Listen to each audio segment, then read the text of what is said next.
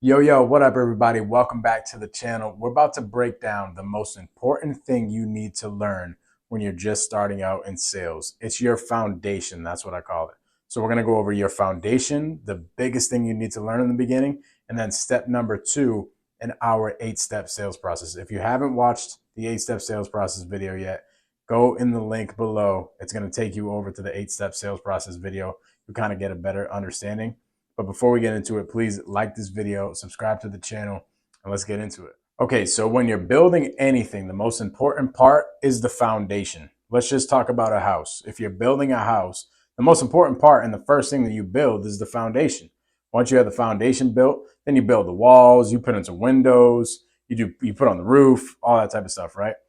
And the roof or the walls or the windows can always be replaced. If something falls down or breaks, you can always replace it. But if the foundation is messed up, then you got a problem, right? So the foundation when we're first getting started in sales that we need to build is being able to extract the information out of sellers. If you're able to extract the information out of sellers, you don't even have to understand all the verbiage, and you don't have to understand all the things that we can offer a seller. You don't have to understand numbers or anything. All you have to do is analyze a situation and realize that somebody needs help and find an opportunity. The only way that you can do that is if you can extract as much information as possible from the seller so that you can see like, hey, this person's going through this, that, and the other.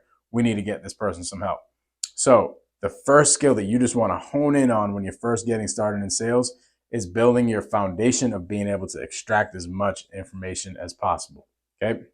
And in our process, we have an 8-step sales process. If you guys haven't seen it already, go down into the link below. It's going to take you over to that video. That way you have a better understanding. But we have an 8-step sales process. And in step number 2, we call it rapport. Rapport is where we get as much information as possible from the seller so that we can use that information later on to give them a solution. So rapport is not talking about like cats and dogs and stuff like that. It's just chopping it up and getting the situation from the seller. That's literally what you're doing. But here's how I'm going to break it down. Let's get on the whiteboard. So step number 2 in our 8-step sales process is rapport. This is simply just chopping it up with somebody, having a conversation, and getting as much information as possible. But I break it down into 2 different parts in our 8-step sales process. And here's the first part. First part is simply asking an open-ended question right in the beginning. This can be like, hey, what's going on, right? There's so many different open-ended questions, but something very vague like, hey, give me the rundown of what's going on with the property. Catch me up to speed. What's going on over there? What's the situation over there? Something very vague, but open-ended, so they give you more than just a one-word answer, right? What you're trying to have happen is you're trying to get them to give you what I call the surface level motivation. Biggest word here is motivation. That's all we really care about in the report bucket is what is their motivation? What is the situation behind why they want to sell their property? Okay. But typically they're going to give you the surface level, right? So just to give you an example, let's just say somebody says, oh yeah, I'm looking to move out of my property and move out of state. The property has just been kind of a lot to work with. Okay. Okay. We got some information there. We got the surface level motivation. Guy wants to move out of state because something is going on with the property and it's been a lot for him to deal with. That's very vague.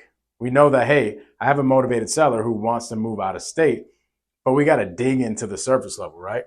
So here's what happens. In that specific example, we have to listen. And I call this actively listening.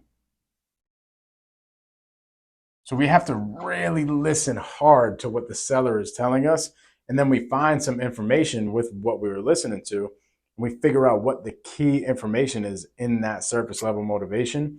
And we get them to elaborate on that. But we got to do one thing before we do that. So as we're actively listening, we're figuring out, okay, this dude told me that, he's moving out of state because the property has been a lot to work with. Well, I got to do one thing before I ask another question. I got to validate. I got to validate everything that he just told me back to him so that he feels good, that he feels like I am listening to them. He feels that he's important. He feels like, okay, this dude is trying to get to understand my situation. Okay. And you also get to be on the same page with the seller. So, Oh gosh, okay, so you have this property here that you're currently living in, and you're looking to move out of state. Let me ask. Now here comes the question. So you validate, right? Acknowledge that you're listening to them. So right back in your own words, you say it back to them. Now the next thing you follow up with is another open-ended question about the most important thing that they gave you. I'm gonna let you guess. After everything I said, what I told you about the seller right now, guy has a property, he wants to move out of state because the property's been a lot to deal with. I'm gonna take a couple seconds.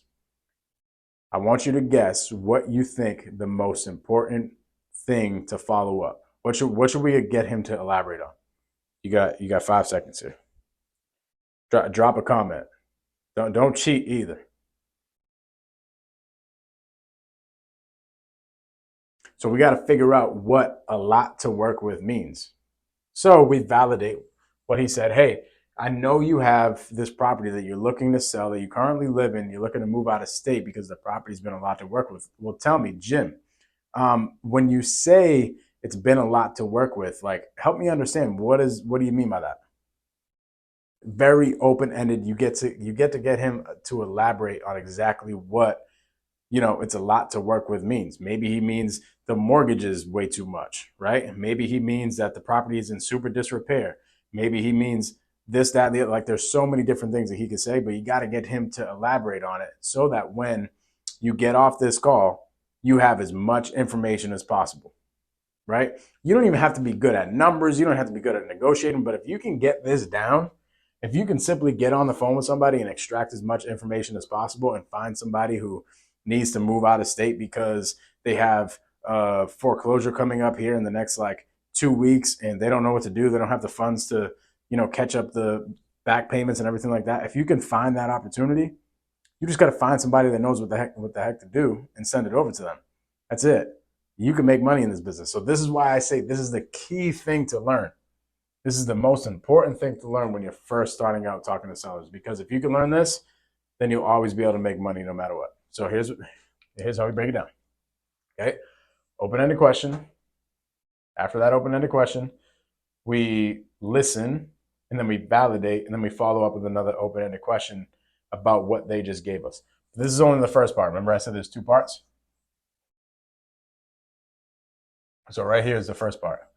This next part is what I call the get to the know, right?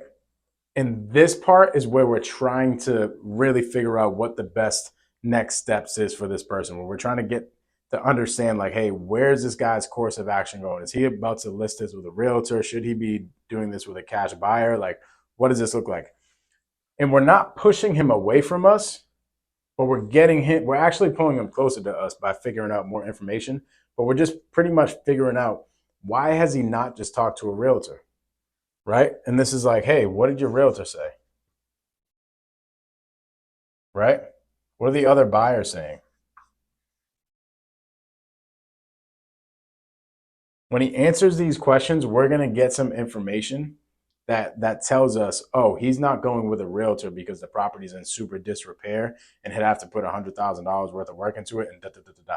Now we're starting to understand more about the situation than we already did up here.